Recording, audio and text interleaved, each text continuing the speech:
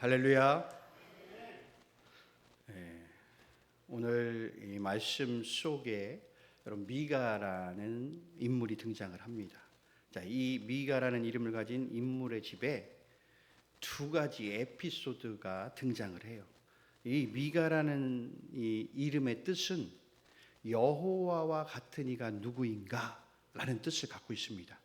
자, 이름의 뜻으로만 볼 때 하나님을 경외하고 하나님의 말씀에 잘 순종할 것 같은 인물로 우리가 보입니다. 그런데 그와는 정반대로 이 미가의 삶에 하나님은 계시지 않았어요. 그가 드린 예배에도 하나님은 빠져 있었습니다. 그 자리에 자신의 생각만이 가득 차 있었다라는 거예요. 오늘 말씀을 통해 이 미가라는 인물이 보여주는 신앙의 모습과 우리의 신앙의 모습을 좀 비교 대조해 보면서 우리 스스로 자신을 뒤돌아보며 하나님의 온전한 뜻을 발견하는 그런 은혜의 시간이 되기를 간절히 소원합니다.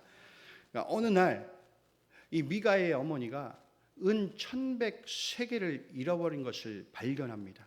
그리고 그 돈을 훔쳐간 사람을 막 저주해요. 그런데 어머니가 저주하는 소리를 누가 들었습니까? 미가가 들어요. 이 미가가 그 저주의 소리를 듣고 야, 이거 안 되겠다, 내가 저주받겠구나. 그리고 그 훔쳐간 돈을 가지고 가서 어머니한테 엄마, 이거 내가 훔쳤어요 라고 어머니에게 다시 내놔요. 이실직고를 합니다. 그리고 훔친 돈을 내놓으니까 어머니가 보니까 저주의 대상이 누구예요? 자기 아들인 거예요. 그래서 이 말을 바꿉니다. 그래서 뭐라고 말을 바꾸냐면 저주를 이제 뒤로 미루고 이제 복을 빌면서 이 저주를 다 풀어요. 이 상황을 보면서 미가의 어머니에게 복과 저주의 기준은 재물이었다라는 것을 우리가 발견할 수가 있습니다. 사랑하는 성도 여러분, 하나님은 우리에게 복 주시기를 원하시는 분이신 줄로 우리는 믿습니다.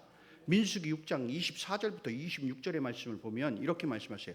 여호와는 내게 복을 주시고 너를 지키시기를 원하며 여호와는 그의 얼굴을 내게 비추사 은혜 베푸시기를 원하며 여호와는 그 얼굴을 내게 향하여 드사 평강 주시기를 원하노라 할지니라. 이렇게 말씀을 하십니다. 여러분, 하나님은 우리에게 복 주시기를 원하시고 은혜 베푸시기를 원하며 평강 주시기를 원하시는 분이신 줄로 우리는 믿습니다. 그러나 미가와 그의 어머니에게는 하나님 대신에 재물이 복의 근원이고 기준이었다라는 겁니다. 우리의 삶에서 여러분 하나님을 잃어버리고 살아갈 때 가장 먼저 우리의 삶의 중심을 차지하는 게 뭔지 아십니까? 여러분, 재물이에요. 잘 생각해 보십시오. 여러분, 주일 예배를 우리가 드려야 함에도 불구하고 주일 예배를 못 드리고 빠지는 이유는 여러 가지들이 있을 수 있어요. 아파서 못 올 수도 있고 여러 가지 사정들이 있어서 못 올 수도 있지만 거기에는 때로는 재물이 항상 껴있다라는 거예요. 그래서 성경은요 이런 이야기를 합니다. 마태복음 6장 24절에 이런 말씀을 해요. 한 사람이 두 주인을 섬기지 못할 것이니 혹 이를 미워하고 저를 사랑하거나 혹 이를 중히 여기고 저를 경히 여김이라. 너희가 하나님과 재물을 겸하여 섬기지 못한다 라고 이렇게 말씀을 하세요. 여러분, 우리가 재물을 복의 근원과 기준으로 삼게 되면 여러분 하나님의 자녀가 아니라 재물의 노예가 될 수밖에 없다라는 겁니다. 사랑하는 성도 여러분, 자기 생각대로 행동하는 것이 아니라 하나님의 말씀을 우리 삶의 기준으로 삼을 때 여러분 우리 삶의 진정한 행복을 느끼며 살아가게 될 줄로 믿습니다. 여러분 삶의 진정한 평강이 임하게 될 줄로 믿습니다. 여러분 삶에 하나님이 주시는 진정한 그 은혜와 복이 임하게 된다라는 것입니다. 오늘 미가의 어머니는요 아들에게 내뱉은 저주를 풀기 위해 그 돈으로 우상을 만들어서 미가에게 줘요. 여러분, 그러자 미가는 에봇과 드라빔을 만들고 한 아들을 세워 제사장으로 삼습니다. 겉으로 볼 때 미가의 집은요 에봇과 드라빔과 제사장까지 모든 종교적인 구색을 다 갖춘 신당들을 소유하게 돼요. 그러나 이것은 하나님을 섬기는 모습이 절대 아니다라는 거예요. 하나님의 이름을 망령되이 일컫는 일이다라는 것입니다. 자신들의 욕망과 필요에 따라 제물로 신을 만들고 아무나 제사장으로 세워서 직권 남용을 하여 하나님을 기만하고 이용하는 죄악의 모습이 오늘 미가의 집안에서 보여지고 있다라는 거예요. 이처럼 자신의 이익을 위해서라면 그것이 무엇이든 우상으로 삼는 것이 여러분 현대인의 모습과 똑같다라는 거예요. 하나님을 위해 내가 존재하는 것이 아니라 나를 위해 하나님이 존재하는 모습으로 살아가게 된다라는 거죠. 이렇게 자신이 중심이 되고 자신의 소견이 옳다라고 여기는 마음은요, 하나님을 이용하는 태도고 결국엔 그것이 영적인 타락으로 나타나게 된다라는 것입니다. 사랑하는 성도 여러분, 우리는 가끔 하나님을 우리 편으로 만들고 싶어 합니다. 어쩌면 가끔이 아니라 항상 하나님을 우리 편으로 만들고 싶어 해요. 우리의 삶의 어려움이나 육체의 정욕을 해결하려 할 때에 하나님을 우리의 계획에 맞추려고 우리들이 하나님을 쉽게 얘기하면 꼭 유혹하고 하나님을 내 편으로 만들려고 하는 그런 모습들이 우리에게 보인다라는 거예요. 그러나 하나님은요, 세상이 가치로 삼고 추구하는 그런 육신의 정욕, 안목의 정욕, 이생의 자랑, 이러한 것을 요구하는 우리의 소원대로 절대 움직이시지 않는다라는 겁니다. 요한일서 2장 15절에서 이렇게 말씀을 하고 계세요. 이 세상이나 세상에 있는 것들을 사랑하지 말라. 누구든지 세상을 사랑하면 아버지의 사랑이 그 안에 있지 않다라고 말씀하십니다. 그래서 오직 하나님의 뜻을 행하는 자만이 주님 안에 영원히 거할 수 있게 된다라고 말씀하고 계세요. 사랑하는 성도 여러분, 하나님의 뜻을 깨닫고 그 뜻을 따르기 위해 여러분 우리의 생각을 철저하게 내려놓아야 됩니다. 하나님을 내 편으로 만든다. 당연히 하나님은 우리 편이세요. 그런데 여기에서 내 편으로 만들겠다라는 그것은 내 육신의 정욕을 위해서 하나님을 이용한다라는 이야기를 하는 겁니다. 그래서 항상 내 옆에서 그러한 여러 가지 내 육신의 정욕들을 위해서 하나님이 해주시겠지, 하나님을 이용하는 그러한 우리의 모습을 비판하고 있는 얘기입니다.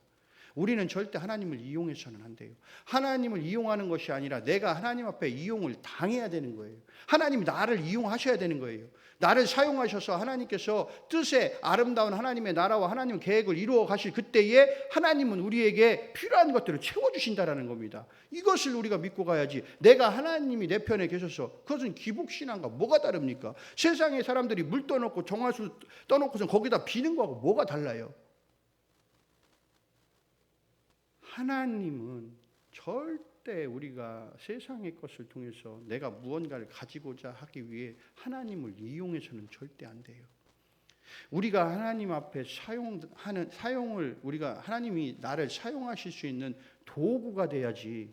그래서 그 도구가 되는 순간 하나님은 우리에게 필요한 것들을 채워주신다라는 것입니다. 이것이 하나님의 원리지, 우리가 자꾸만 이상하게 하나님을 내 편으로 삼아서 내 옆에서 모든 걸 반드시 해결해 주시겠지. 여러분 절대 그렇지 않아요. 하나님이 원하시지 않는 것은 절대 하나님이 허락하지 않으신다라는 겁니다. 여러분 오늘 본문 7절부터 13절 말씀을 한번 보세요. 미가는 또 다른 범죄를 저지릅니다. 그가 레위 사람을 고용해요. 그리고 제사장으로 삼는 장면이 나와요. 7절에 보면 그때 이 에브라임 산지에서 온 청년이 레위 사람이다 라고 이야기를 하죠. 분명 레위 사람이 제사장이 되는 건 맞아요. 그러나 오늘 잘 보면 미가는 이 레위 사람을 자기 집에 제사장으로 삼는단 말입니다. 그런데 이때 중요한 것은 레위 사람이 하나님께서 정하신 제사장이 아니라는 거예요. 미가가 개인적인 이익과 자기의 욕망을 따라 선택한 제사장이라고 하는 겁니다. 여러분 요즘에도 그런 일들이 너무 많아요. 어느 날 어떤 분이 안 보여. 근데 6개월 후에 어디서 나타나가지고 자기가 목사 안수 받았대. 여러분 목사가 그냥 그렇게 쉽게 되는 게 아니에요. 목회자들도요. 저도 일반 대학교를 나왔지만 제가 신대원 3년을 했고 그 다음에 장신대 가서 2년을 석사를 했고 또 2년도 공부를 했어요. 제가 7년을 공부를 했습니다. 근데 저는 7년을 공부했지만 그 7년도 모자르다고 생각해요. 어떤 목사님들은 코스를 다 밟고 오면 학부 4년, 신대원 3년, 그럼 그만 7년이에요. 그리고 석사과정을 하면 2년을 또 해요. 그럼 9년이에요. 거기다 박사과정까지 하면요 11년이에요. 여러분 이렇게 오랜 시간 동안 하고 그 단계를 밟아가면서 거기에 대한 또 목사고시를 봐서 목사고시를 패스해야만이 그 다음에 목사 안수를 받을 수 있어요. 근데 6개월 만에 어디 갔다 와가지고 목사 됐다고 와가지고 나는 목사라고, 저는 솔직히 그거 인정을 못해요. 왜냐하면 그렇게 어렵게 모든 과정을 배워가면서, 그리고 목사고시를 보기 위해서 어떤 사람들은요 목사고시가 한 번에 패스될 것 같지만 절대 한 번에 목사고시를 패스 못해요. 대부분 많은 사람들이 목사고시를 2번, 3번, 많게는 막 6번까지도 보는 사람들도 있어요. 그런데 그냥 한 번에 어디서 3개월, 6개월 만에 와가지고 목사했다고. 오늘 이 말씀하고 뭐가 다릅니까? 아무나 그냥 제사장 삼는 거예요. 절대 그것은 하나님이 정하신 제사장이 아니면 절대 제사장으로 삼을 수가 없는 겁니다. 근데 오늘 미가는 자신의 욕망에 따라 이렇게 자신이 선택해서 제사장을 삼는 겁니다. 그럼 미가는 하나님께서 정하신 제사장을 따라가고 하나님께 드려야 할 예배와 절차와 규례를 따르지 않고 자기 마음대로 신앙을 막 혼합시켜요. 이같이 우리는 종종 하나님께서 정하신 길과 방식이 아닌 우리가 원하는 대로 우리의 신앙을 막 혼합하여 온전한 예배를 드리지 못할 때가 우리가 너무 많이 있다라는 겁니다. 여러분 자기 생각대로 자기 소견에 옳은 대로 행하는 순간이요 우리가 드리는 예배는요 아무 의미를 찾을 수 없는 그러한 예배가 되고 맙니다. 하나님께서는 예배를 드리는 장소, 예배를 집례하는 어떤 형식을 보고 그 예배를 받으시는 게 아니라고요. 예배를 드리는 사람의 중심을 보시고 그 예배를 받아주신다라는 거예요. 예배의 형식이 좀 다르면 어때요? 여기 앉아서 드리는 그 예배를 드리는 자의 그 중심이 하나님께로 온전히 향해 있다면 그 형식이 어떤들 어때요? 주기도문을 앞에 하면 어떻고 사도신경을 뒤에 하면 어떻고 어떠냐고요. 우리의 중심만 하나님께로 향해 있으면 되는 것이지. 그런데 우리의 중심은 향해 있지 않고 왜 예배 형식이 이렇냐 저렇냐 그걸 따지는 사람들은요 절대 그것이 하나님 앞에 절대 예배를 온전히 드리는 사람의 모습이라고 할 수가 없는 겁니다. 우리가 드리는 예배는 어때요? 여러분의 중심에 오직 주님이 계십니까? 맞아요? 아니면 이 시간이 막 지루하고 이 시간이 빨리 막 지나갔으면 좋겠고, 아니면 생각하기를 예배가 끝나면 내가 뭘 할까, 세상의 생각들로 여러분들 가득 차 있어요. 우리가 드리는 예배의 중심에 여러분 하나님이 빠져 있는 순간 그 모든 예배의 행위는요 헛된 행위고 그 이상도 그 이하도 아니라는 겁니다. 여러분 왜 하나님이 에덴 동산에서 쫓겨난 그 아담과 하와에게 가장 먼저 그들에게 주신 선물이 뭔지 아세요? 예배예요, 예배. 왜? 죄악에 빠진 그들에게 그 죄악으로부터 빠져나올 수 있는 하나님의 유일한 방법을 가르쳐 주신 게 뭐냐면 예배예요. 그래서 3장에 가인과 아벨의 모습이 나타나고 그들이 하나님 앞에 예배드리는 모습을 통해서 너희들이 죄로부터 벗어나 새로운 하나님의 사람으로 하나님의 형상을 너희들이 회복해라 라고 3장에서 그거를 알려주신 거예요. 그런데 가인은 하나님 앞에 예배드릴 때 제물을 뭘 드렸냐? 뭐가 중요해요? 내가 100원을 드리면 어떻고 1000원을 드리면 어떻고 10,000원을 드리면 어떻고 100만 원을 드리면 어때요? 하나님은 100만 원 드린 사람한테는 이거 잘했다라 얘기하고 100원 드린 사람한테는 너 잘못했다 이렇게 얘기하시는 분이냐고요. 절대 그렇지 않아요. 내 마음을 어떻게 드렸느냐가 중요한 것이지. 그래서 가인과 아벨은 첫 새끼 양을 잡아가지고 그 기름과 그 양을 드렸잖아요. 가인은 자기의 첫 소산인 그 곡물을 드렸단 말이에요. 근데 그게 곡물 드렸다고 하나님이 안 받아주신 거예요? 절대 그렇지 않아요. 거기에 보면 뭐라고 나오냐면 가인이 죄를 짓고도 그 죄를 회개하지 않았기 때문에 그래요. 하나님 앞에 드린 마음이 온전히 하나님께 믿음의 예배를 드리지 않았기 때문에 하나님이 그 예배를 받아주시지 않은 거예요. 그러니까 우리도 마찬가지예요. 우리가 여기에 늘 모이지만 내가 하나님 앞에 믿음의 예배를 드리지 않으면 절대 하나님은 우리의 예배를 받아주시지 않는다고요. 우리가 이거를 자꾸 착각하며 살아가요. 우리가 예배 드리면 무조건 하나님은 받아주시겠지. 아니에요. 형식적인 예배, 우리의 마음이 온전히 하나님께로 향하지 않은 예배, 믿음으로 드리지 않은 예배, 여러분 그 예배 절대 하나님 받아주시지 않아요. 생각해 보세요. 여기 앉아가지고 나 지금 끝나고 뭐 할까? 우리 자녀들 왔는데 빨리 가서 밥도 줘야 되는데. 여러분 그러면 그 예배가 온전한 예배가 되겠냐고요. 이 시간은 온전히 하나님의 시간이에요.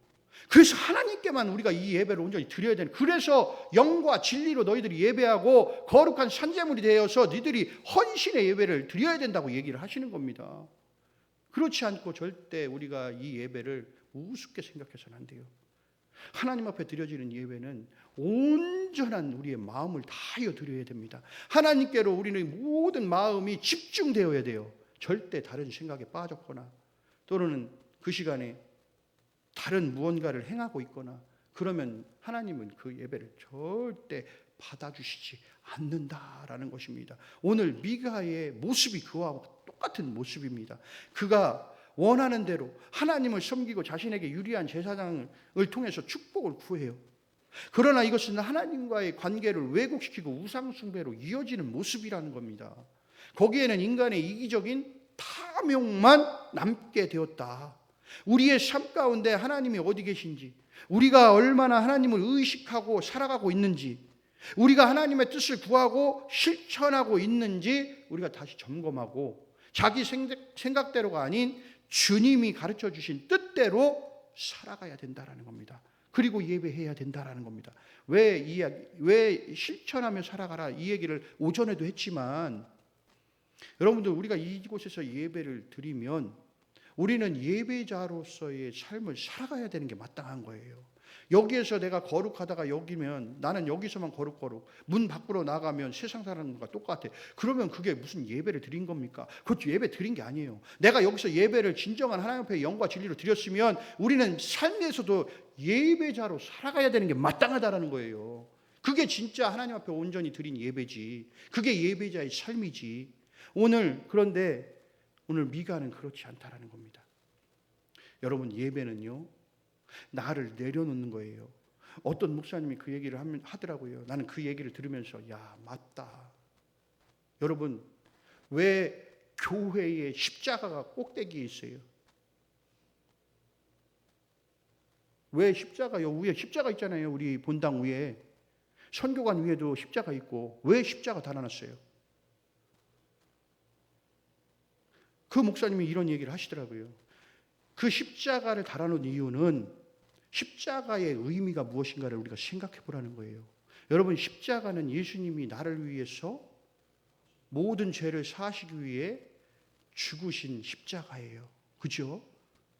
자, 그 십자가를 그 교회 위에다가 달아놓은 이유는 교회 위에 와서 이 교회 십자가 밑에서 우리가 예배를 드리잖아요. 십자가 밑에서 예배를 드리는 사람들은 항상 뭐 해야 되냐? 여기는 뭐 같은 곳이어야 되냐? 무덤과 같은 곳이어야 된다는 거예요. 왜 무덤과 같은 곳이어야 되냐? 나를 뭐 해야 되기 때문에, 죽여야 되기 때문에. 십자가 아래에 있는 모든 사람들은 다 죽어야 된다는 거예요. 그래야 내 안에, 내가 죽으면 누가 들어오시냐? 성령 하나님이, 주님이 내 안에 들어오신다는 겁니다. 여러분 오늘도 여러분 마음속에 주님이 찾아오셨어요? 왜 이렇게 시원찮아요?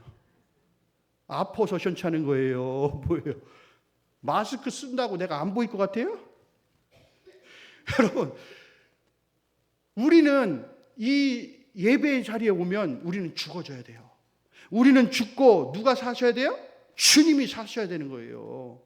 그래야 주님이 내 안에 사시는 그 순간, 내가 주님 안에 거하고 주님이 내 안에 거하는 그 순간에 여러분 우리는 예배자로서의 삶을 살아갈 수 있게 된다라는 것입니다. 여러분 예배는 나를 내려놓는 거예요.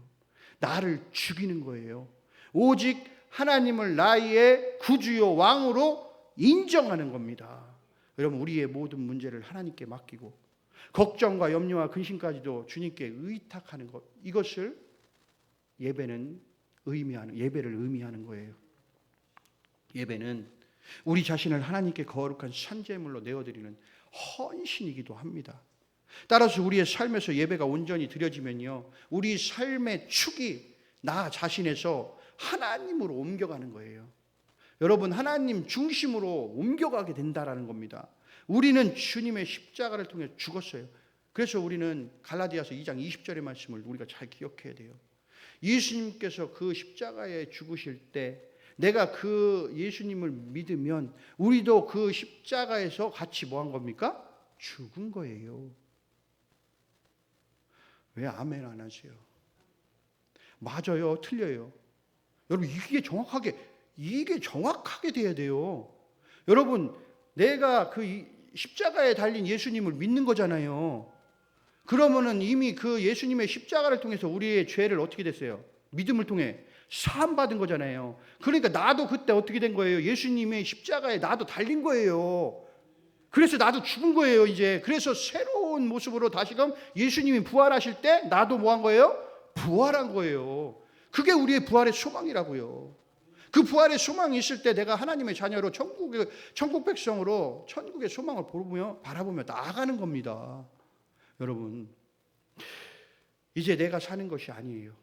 오직 내 안에 그리스도께서 사시는 것임을 여러분 고백하며 나아가기를 간절히 축원합니다. 오늘 말씀을 통해 우리가 자신을 돌아봤다면 여러분, 절대 미가와 같은 길을 걸어서는 안 됩니다. 우리는 종종 하나님을 섬긴다고 하면서도 그분의 뜻에 맞는 방식보다는 우리의 기호에 맞춰서 예배나 신앙을 변형시킬 때가 많이 있어요. 그러나 그렇게 해서는 절대 안 돼요. 우상 숭배는 단순히 다른 신을 섬기는 것만을 의미하는 것이 아닙니다. 제가 늘 이 부분에 대해서 이야기를 했어요. 말씀드렸단 말이에요. 우리가 하나님보다 더 중요하게 여기는 것이 있다면 여러분, 그건 우상이에요. 돈이요? 명예요? 권력이요? 힘? 지식? 자녀? 친구? 세상이 주는 즐거움? 여러분, 이것이 하나님보다 크면, 그 마음이 그곳에 가 있으면 여러분, 그게 뭐다? 우상숭배라고 얘기하는 거예요. 그게 하나님이 말씀하시는 겁니다. 사랑하는 성도 여러분, 자기의 생각대로, 내 생각대로, 내 소견에 오른 대로 행하는 것이 아니라 여러분, 하나님께 집중하고 하나님 중심으로, 말씀 중심으로 살아갈 수 있는 저와 여러분이 되기를 간절히 소원합니다. 여러분, 무언가에 우리의 시선을 빼앗겨서는 안 돼요. 인간의 욕심이 결국 우리의 시선을 하나님께로 돌리지 못하도록 자꾸만 그쪽으로, 다른 시선으로 보게끔 만든단 말이에요. 아담과 하와가 왜 죄를 졌어요? 왜 선악과를 따먹었냐고요? 욕심이에요. 욕심, 교만이에요. 그랬더니 욕심이 들어오니까 그 선악과를 보는 순간 그 선악과가 어떻게 보여요? 탐스럽고 먹음직스럽고 지혜롭게 할 만큼 보암직하고, 여러분, 그렇게 보이는 거예요. 하나님께 집중하지 않으면 우리가 세상을 바라보면 그것이 다 어떻게 해요? 세상 보세요. 제가 여기 와서 가장 좋은 게 뭔지 아세요? 5시만 되면 컴컴해요. 세상이 안 보여. 휘황찬란한 것이 안 보인다고요. 다른 데 가면은 밤 막 12시가 돼도 막 휘황찬란해요. 우리는 거기에 자꾸만 뭐예요? 시선이 뺏기게 돼 있어요. 그런데 여기 오니까 시선이 안 뺏겨. 뭐 해야 돼요? 목회에 열심히 집중해야 돼요. 뭐예요? 그 다음에 자야 돼요. 일찍 자야 돼요. 우리는 자꾸만 세상에 뭔가의 시선이 자꾸 빼앗긴단 말이에요. 보면은 어때요? 가고 싶고, 나도 저거 한번 해보고 싶고, 야, 저거 하면 재밌을 것 같고. 여러분, 그렇게 되면 결국에는 우리의 시선이 그쪽으로 쏠리는 순간 하나님은 나와 멀어져 가게 되어 있다라는 겁니다. 여러분, 우리의 생각대로, 우리의 옳은 소견대로 행하는 게 아니라 오직 하나님께로 집중할 수 있는 귀한 믿음의 자녀가 되기를 간절히 소원합니다. 우리의 삶 중심에 하나님을 모시고 하나님이 우리의 주인이심을 여러분 날마다 고백하기를 간절히 소원합니다. 그러면 여러분, 자기 중심이 아닌 하나님 중심의 삶을 우리는 살아갈 수 있게 되는 겁니다. 우리의 중심을 드리는 온전하고 거룩한 헌신의 예배를 우리는 날마다 드릴 수 있게 되는 겁니다. 여러분, 이후에 하나님은 내게 어떤 복을 내주실지 여러분들 기대해 보세요. 야, 하나님이 이제 나에게 어떤 복을 주실까? 내게 어떤 은혜를 주실까? 야, 오늘도 이렇게 하나님께서 내게 은혜의 말씀을 주셨는데 내일은 내게 어떤 은혜를 주실까? 내게 어떤 복을 주실까? 여러분, 그런 기대를 하면서 상상하면서 소망을 품으면서 여러분들 살아가시길 바랍니다. 이게 진정한 믿음의 사람, 그리스도인 아니겠습니까? 날마다 여기서는 늘 아멘. 문 열고 나가면 세상을 바라보고 거기에 세상과 짝하고 어울리며 세상 것은 다 모든 걸 해버리면 하나님은 우리와 함께 하시는 그 하나님이 우리 안에 있겠냐고요. 절대 하나님이 우리와 함께 하시지 못해요. 여러분, 반드시 하나님 중심의 삶을 여러분들이 사시기를 바랍니다. 온전히 하나님께 예배 드렸다면 그 온전한 삶이 여러분 예배가 우리의 삶으로 그대로 이어져 나가야 된다라는 것입니다. 그러기 위해서는 우리는 날마다 뭐 해야 돼요? 기도해야 되고 말씀 봐야 되고 찬양해야 되고. 그래서 쉬는 시간 없이 그렇게 하라는 얘기가 아니잖아요. 24시간을 우리가 되돌아보면 24시간 중에 늘 하나님 몇 번 생각해요? 단 5분이라도 좀 생각하세요. 단 1분이라도 생각하십시오. 그러면 하나님은 여러분들과 함께 하시고 하나님이 늘 우리의 삶에 동행하시면서 온전히 우리가 하나님의 길을 걸어갈 수 있도록 우리를 지키시고 인도하시고 보호해 주실 줄로 믿습니다. 우리는 날마다 하나님이 내게 어떠한 것을 주실지 기대하며 소망하며 살아갈 수 있는 귀한 복된 자녀가 되기를 주님의 이름으로 간절히 소원합니다. 기도하겠습니다.